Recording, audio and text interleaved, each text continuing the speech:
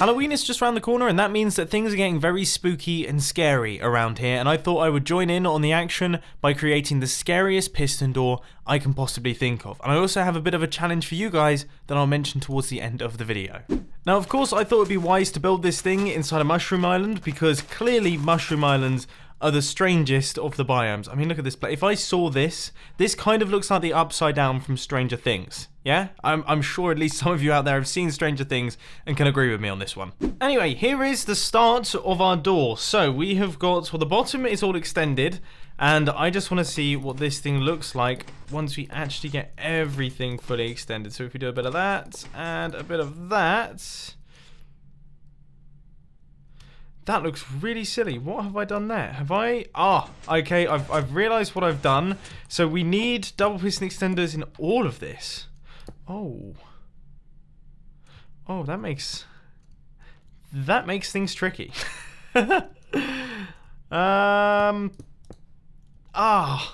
looks like we're gonna have to do a little bit of downscaling here, but that's no problem at all, because the actual piston door itself, and I know this is gonna sound ridiculous, is kind of less of the focus of this build.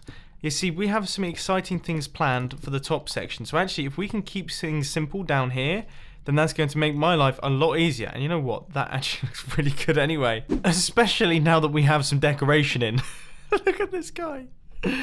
That's pretty good. And then if we flick the lever, so that is the door closed. As you can see, I cannot actually make my way through here. This door is technically closed, unless of course you have ender pearls or elytra, but we're just going to completely ignore that. But then if we flick this lever, you can see that the door opens up. So that is our piston door system done.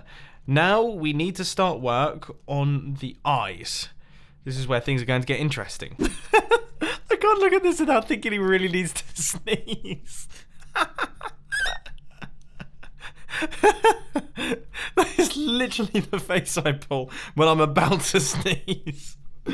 Oh, yeah, this is the least scary thing ever, and it's dark. This is supposed to be in its scariest form. I just want to say, I just watched back that previous clip there, and I want to confirm that I did not step on any small hamsters in the process of it.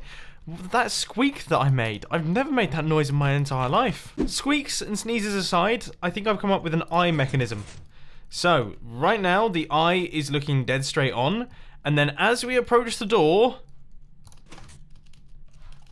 he's gonna look at us. Oh my word. I mean, am I trying to make it look less dangerous?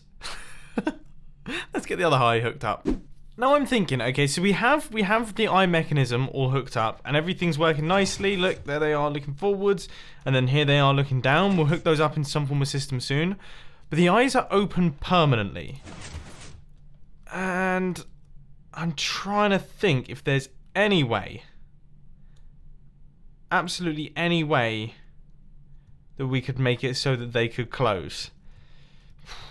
That's going to be really tough. The only way that I can think of doing it in any usable fashion is by moving the actual eye backwards and then closing the eyelids on either side, which I think would be creepy anyway, because, well, eyelids normally open up and down.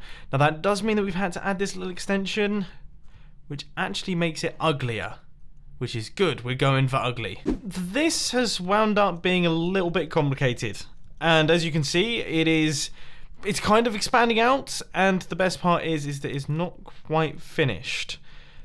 Okay, so this central block here is the block that is being powered. Now, I'm going to try my best to actually run you through what's going on here. So we need actually to run up some form of redstone signal. So this is like the central redstone signal. We're going to continue on this line here. In fact, actually, we're going to get ourselves a new color. So let's say if we go for orange, this is going to be the orange circuit. And that is going to create a pulse extender for these pistons over here. And that needs to match up perfectly with what we have going on with this one. So that is 1 tick and then 4 ticks. And all of that needs to be running into a redstone torch with some redstone dust down at the bottom. So if we were to run in, I guess this one can be the 4 tick one. And then we'd need to somehow power this using 1 tick. And I imagine we could do that using something like this. In fact, that is actually quite a smart little solution. So hopefully, all of this should now be connected up. yeah, see, they seem to do it at different times. That was almost perfect. Ah, okay, so it needs to be 1 tick. Good. I think we might have actually created a system. So, if we flick this lever here, then the eye is closed. We have got 1 closed eye. But then if we flick the lever again, then everything opens up and this thing is now ready to go. Alright, let's build it on the other side. Oh, I also feel like it's worth mentioning that in the process of doing this, I've actually taken out the whole pushing down system that we had going on. So the eyes no longer work. And that is something that I'm going to have to re-add into the circuitry and somehow mold around this complete mayhem that we have going on up at the top here. Oh, and I've made a mess of everything. How have I managed to make a mess of everything? Everything's destroyed. Thankfully, everything's come back together, and now it should all be working. So, if we... So, let's just check. Oh, okay, that doesn't look good. Alright, that pushes it down. That pushes it back up.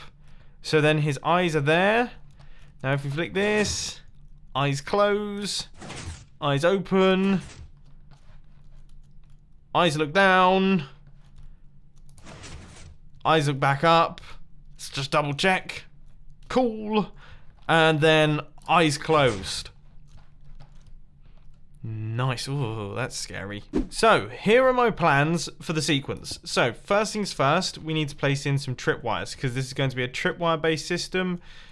And I want to make sure that this is all symmetrical, so that lines up nicely. So, those tripwires are going to be the ones that control the door. These tripwires here are going to be the ones that control him looking down. So, then he'll look down at you. Then the door will open, and then these tripwires that we're going to have right the way back here, maybe, well, 1, 2, 3, 4, 5, 6, 7. So 7 blocks in front of this one, which I think is there, is going to be where the eyes actually open. So we should be able to get the full sequence in place. I had not realized how invisible tripwires were on things like mycelium.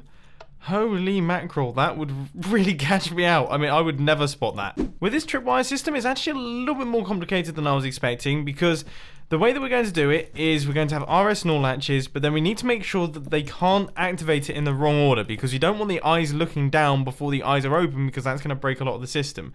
So this tripwire will trigger RS NOR latch number 1. That was weird. Is that powering it? And then... How peculiar. So as I was saying, this tripwire will power RS NOR latch number 1, which will then allow the next RS NOR latch to activate, just simply using something like a piston pushing across. And then that will allow this tripwire hook to actually power some form of redstone signal, say for example going down here, which will then allow us to activate the RS NOR latch. I've just realised all of this, totally the wrong order. Absolutely 100% the wrong order. How did I... Yeah, it's all totally wrong. Oh, that is now fixed. Ooh, and I guess it's ready to be connected. Should we try it, or should we try... I feel like I should do the shut-off sequence first. Give me a second. Now, actually, the way that we're going to do the shut-off sequence is we're going to have pressure plates on the inside of the mouth, which, when activated, will then deactivate all of the RS NOR latches in the correct order, because we need to make sure that everything shuts off correctly. So first, the mouth should close. Then after that, the eyes should look up, or towards the middle, and then the blinkers should shut. Because if it doesn't do it in that order, then we're going to mess up everything. Here's the deal. I've made it back up. I think we're just going to have to give it a go. So, first things first. That has done nothing. Because I have not connected up any of the redstone lines. Give me a second. Right, let's try that again then. So, if I walk over this... His eyes have opened. He's now looking at me. And the mouth has opened. Now, let's see what happens here. So we walk over this one. His mouth closes up. His eyes pop back up. And then everything shuts away. Ladies and gentlemen, This thing is now functioning. All we have to do is cover up all of the redstone here, and that is everything completed. So we have it, ladies and gentlemen. That is my scary piston door. I'm very proud of this thing, and I really hope that you guys like it as well. But I also want to issue you a bit of a challenge. I know that you're an incredibly talented bunch, and some of you are ridiculously talented, and I want you to challenge, or I want to challenge you to make your own scary piston doors. Now, all of the details can be found down in the description, but I want you to make a scary piston door, upload a video of it onto YouTube with a specific title. That will be down in the description. Put a world download down in the description of your video so that I can download the world, because on October the 31st, I'm going to be looking through all of the videos with that specific title, and I will be taking a look through, and if your door is good enough, it may end up being featured in a video on my channel. So please do chuck in your submissions. I'm excited to see what you guys come up with. But anyway, I hope that you enjoyed. If you did, please hit that like button. And if you really loved it, then make sure to subscribe. But thanks for watching, guys. This has been Mumbo, and I'm out. I'll see you later. Oh, filming channel stuff, you know what to do. Link on the end screen.